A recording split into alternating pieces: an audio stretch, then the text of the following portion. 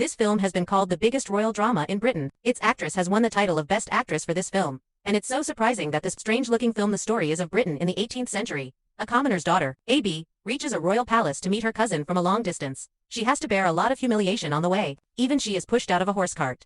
She thought that her life would be easier after reaching the palace, but her powerful cousin didn't even want to recognize her. On the contrary, she put her to the work of washing clothes with pride to survive. A.B. had to work hard day and night, but in return, she would only get taunts. She would sleep in the same room with dozens of people and eat the leftover food of the rich. Seeing such circumstances, her anger was increasing. Her cousin lived in peace all day, and she was at the lowest level here. She didn't want to live such a life.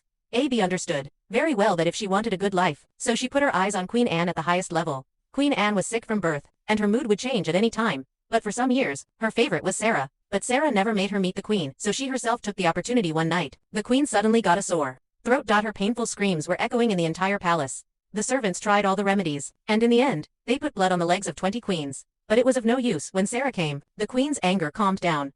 A.B. started thinking something after seeing her cousin. She remembered a local remedy of the village. The next morning, she went to the mountains to get herbs. Then, she quietly entered the queen's room. A.B. put the medicine on her legs while the queen was sleeping. But then, Sarah came in.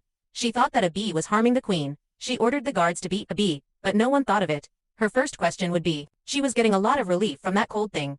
Then, Sarah realized that she had misunderstood a bee. She went to the washing place and stopped the punishment. Understood that this was the right time. She immediately started telling her sad story about how her father had sold her. She wiped her tears with her injured hand. During this time, she kept saying that she just wanted the queen's well-being, and she also wanted to reduce the burden of her cousin. Sarah found her cousin so simple and sensible thought. Her heart melted. She made A.B. her personal maid. She finally got out of that lowly life now. She had her own room. She lay on the bed and started thinking. It seems like she had to go up to the queen. Now, because of not doing the hard work, A.B. started looking beautiful and slow, and she was also becoming the cousin's lover. One day, when the queen got well, for the first time, she came out of her room. A.B. stood at the door and pretended to cough. So that the queen's attention would focus on her. Small move was successful, but her cousin had also seen all this. The next day, she took a bee with her to the hunt. A.B. was afraid to hold her chest, while Sarah was cleaning her gun very easily. The difference between the two was the difference between the sky and the earth.